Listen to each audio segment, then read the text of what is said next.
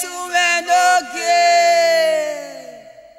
oge no soge, oe no soe, okute de devede ne kwoko, eyo tono magyo wade, obugboriri, oba no de, obedene, oba no hiariri.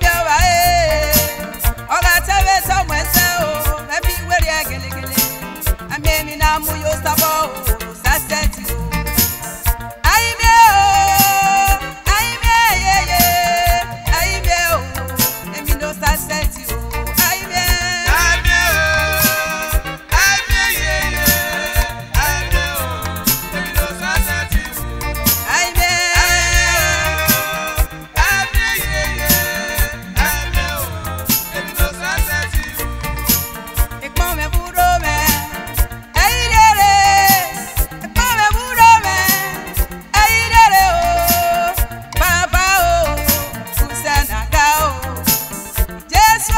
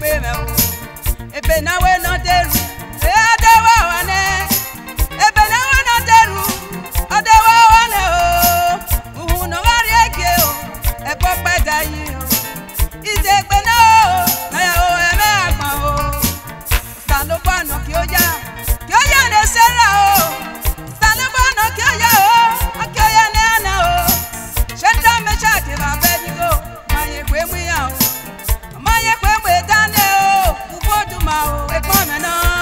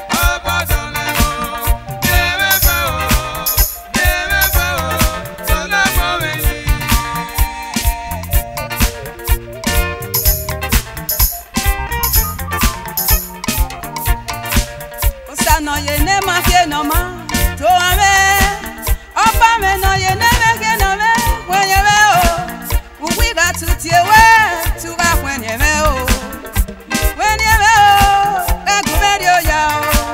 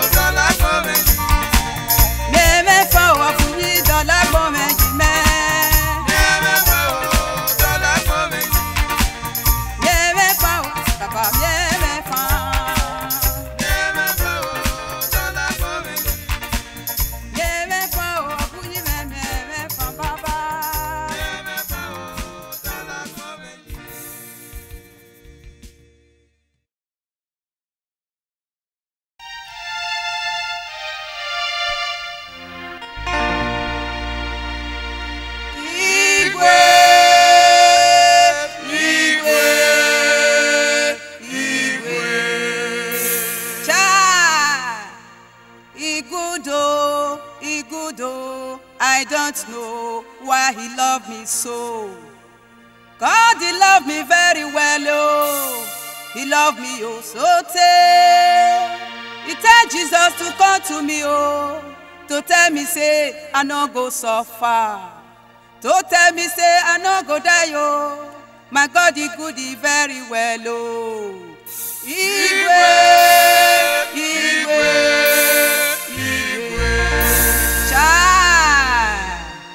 Igwe na my comforter, eh. Igwe na my comforter. Igwe na my provider, eh.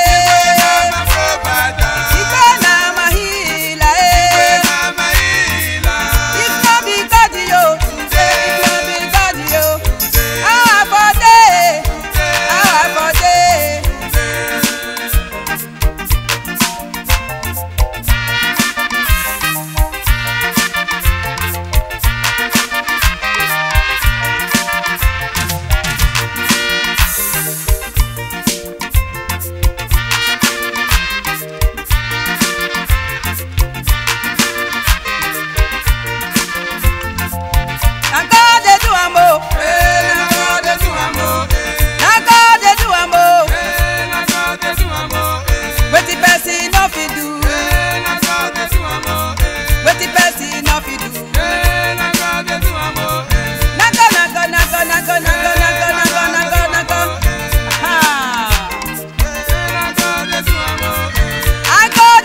dance for God. I go to dance for God. I go to hey my God. I go to hey my God. He know they play wayo, not be God of wayo, now God of miracle.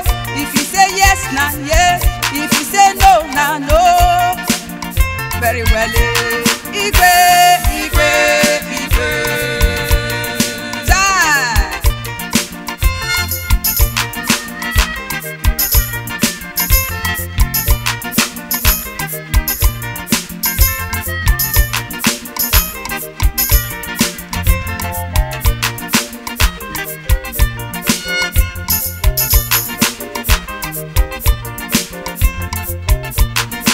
All the thing where God they do for me, it dey sweet me for belle. Papa no fit do one for me, mama no fit do one for me, brother no fit do one for me, sister no fit do one for me, only God fit do one for me. My God he good, he very well oh. Igwe, Igwe, Igwe. Child, I go to praise my God. I go to praise my God. I go to hey my God. I go to hey my God. Na God they do am oh. Hey, na God dey do am oh. Na God they do am oh. Hey, na God dey do am oh. Na God they do am oh. Hey, na God dey do am oh. Nobody fit do am oh. Hey, na God dey do am oh. Wetin person no fit do. Hey, na God dey do am oh. Na go na go na go na go na go na go na go na go na go. Na go na go na go na go na go. Hey, na God dey do am oh. Aha.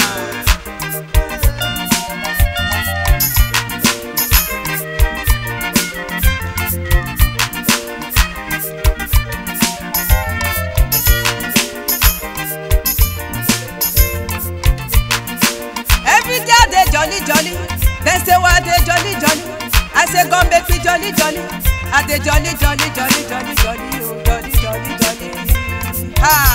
Igwe, Igwe, Igwe. child. If you no get the money, make you no cry, make you no worry.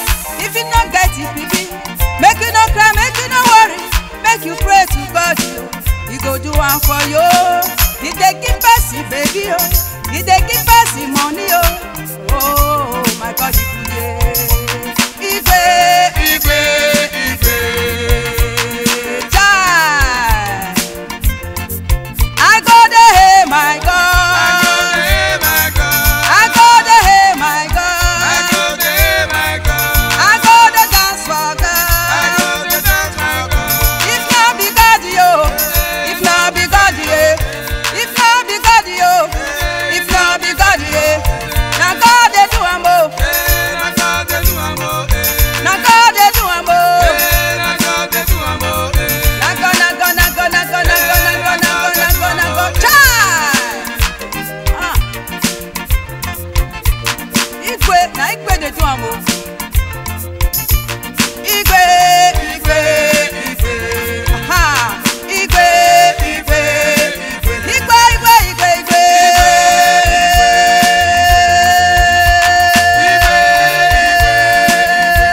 Child. Igwe, Igwe, Na Igwe dey do am Igwe, oh. Igwe, Wetin person no fit do, Igwe, Igwe, wetin my papa and my mama no fit do, Igwe, na only God fit do am. Igwe, Igwe, He dey give person baby, Igwe, Igwe, he dey give person money, Igwe, Igwe, he dey make person happy.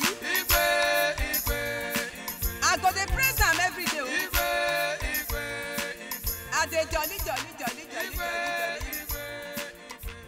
Igwe, Igwe, Igwe, Igwe, Igwe.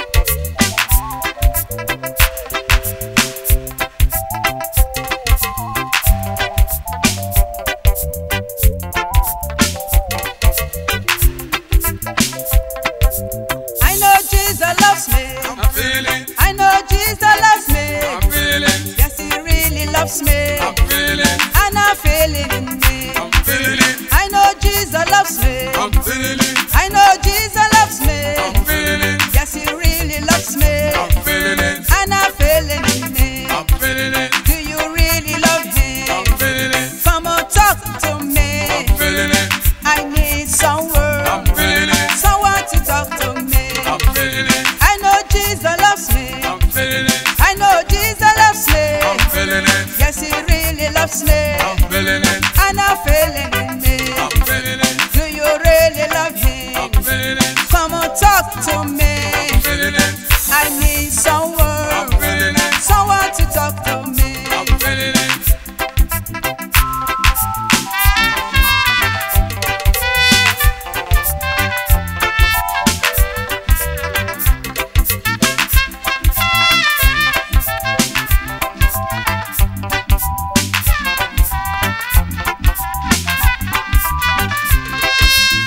The Lord is my shepherd, I shall want. Makes me to lie down in green pasture. Leads me beside the still water. He rests on my soul. Lead me path of righteousness for his name's sake. Though I walk through the valley shadow of death, I will fear no evil. For thou waiting, thy rod and staff, they comfort me. Thou prepare a table before me in presence of my enemies. Thou anointed my head with oil, my cup runneth over. Surely goodness and mercy follow me the days of my life. I will dwell in the house of the Lord forever. I know Jesus loves me. I'm feeling it. I know Jesus loves me. I'm feeling it. Yes, he really loves me. I'm feeling it. And I'm feeling it. I'm feeling it. I know Jesus loves me. I'm feeling it. I know Jesus loves me. I'm feeling it. Yes, he really loves me. I'm feeling it. And I'm feeling it. I'm feeling it. Do you really love him? I'm feeling it. Come on, talk to I'm me. feeling it. I need I'm someone. feeling it. Someone to talk to I'm me. feeling it.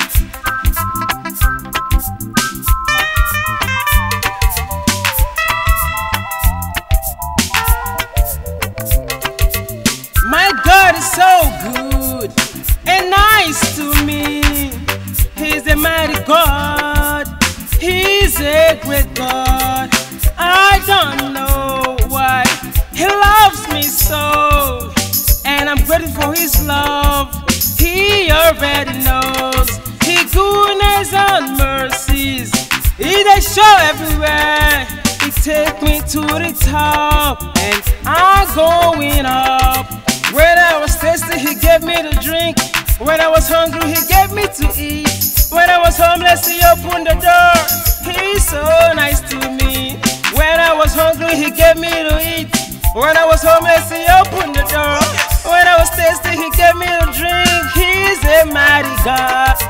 I know Jesus loves me. I'm feeling it. I know Jesus loves me. I'm feeling it. Yes, he really loves me. I'm feeling it. And I'm feeling it. I'm feeling it. I know Jesus loves me. I'm feeling it. I know Jesus loves me. I'm feeling it. Yes, he really loves me. I'm feeling it. And I'm feeling it. I'm feeling it. Do you really love him? I'm feeling it. Come on, talk to me. I'm feeling it. I need someone. I'm feeling it. Someone to talk to me. I'm feeling it.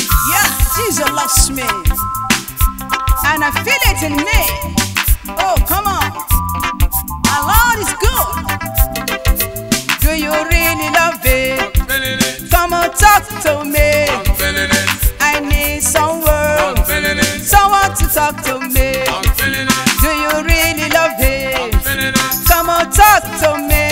feeling it. I need someone. I'm feeling it. Someone to talk to me. I'm feeling it. I know Jesus loves me. I'm feeling it. I know Jesus loves me. I'm feeling it. Yes, he really loves me. I'm feeling it. And I'm feeling in me. I'm feeling it. I know Jesus loves me. I'm feeling it. I know Jesus loves me. I'm feeling it. Yes, he really loves me. I'm feeling it. And I'm feeling in me. I'm feeling it. The Lord is my shepherd. I shall not want. He makes me to lie down in green pastures. He leads me beside the still water. He restore my soul. He leads me in the path of righteousness for his name's sake. Though I walk through the valley of shadow of death, I shall fear no evil. For thou with me, thy rod and the staff, they comfort me. Thou prepared the table before me, in the presence of my enemy. Thou anointed my head with oil, my cup runneth over. Surely goodness and mercy shall follow me in all the days of my life, and I will dwell in the house of the Lord forever and ever.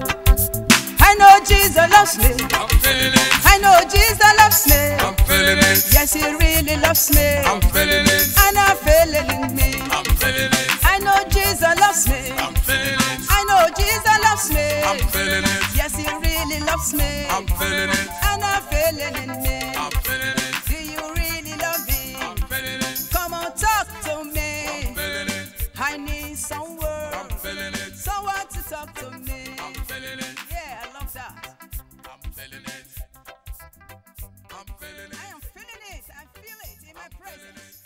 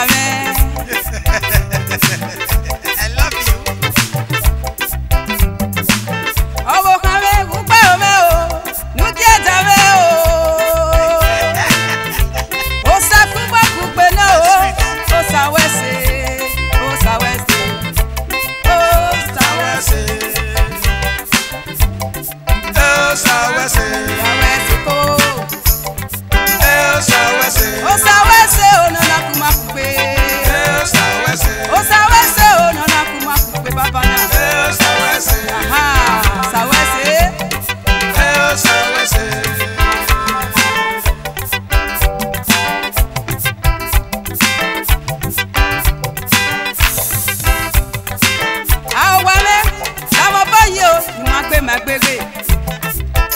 Aha. Come on. Gbegbo. Gbegbo. Gbegbo o. Gbegbo, gbegbo, gbegbo, gbegbo o. Gbegbo, gbegbo, gbegbo. Gbegbo o. Gbegbo, gbegbo, gbegbo. Gbegbo o. Gbegbo, gbegbo, gbegbo. Gbegbo, gbegbo. Gbegbo, gbegbo, gbegbo. Aha. Gbegbo, gbegbo, gbegbo. Bẹ̀rẹ̀ mọ́lẹ̀. Gbegbo, gbegbo, gbegbo. Gbegbo. Gbegbo, gbegbo, gbegbo. Èyí ayé mòsèmòsè. Gbegbo, gbegbo, gbegbo. Òsàmọ́gbè. Gbegbo, gbegbo, gbegbo. Òsànàkùmàkùgbé náà. Gbegbo, gbegbo. Tọ́lá bẹ bí èmi náà kékeré lélẹ̀ kan. Kọ́mọ́nà ìbò náà. Gbegbo, gbegbo. Gbegbo, gbegbo, gbegbo.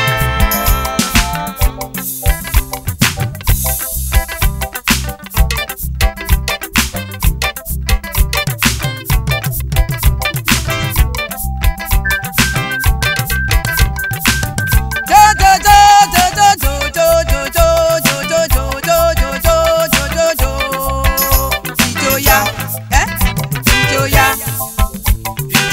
ìjòyà, ìjòyà, Bẹ̀rẹ̀ mọ́lẹ̀, ìjòyà, ẹ jẹ́ ká jó, ìjòyà, jójójó, ìjòyà, ìjòyà, ìjòyà, ẹ jẹ́ àjò wò, ìjòyà, jẹ́ àjò wò, ìjòyà, bẹ̀rẹ̀ mọ́lẹ̀, ìjòyà, jójójójó, ìjòyà, jójójójó, ìjòyà, Há? ìjòyà, Ìjó, ìjòyà, ìjòyà, ìjòyà, ìjòyà. ìjòyà, Ah, we are the latest couple in town. ìjòyà, Smile with me and dance with me, jare. Aha. ìjòyà, Ìjó, ìjòyà, jójójó, ìjòyà, jójáwó, ìjòyà, bẹ̀rẹ̀ mọ́lẹ̀. ìjòyà, Aha, wàgékò. ìjòyà, Ìjó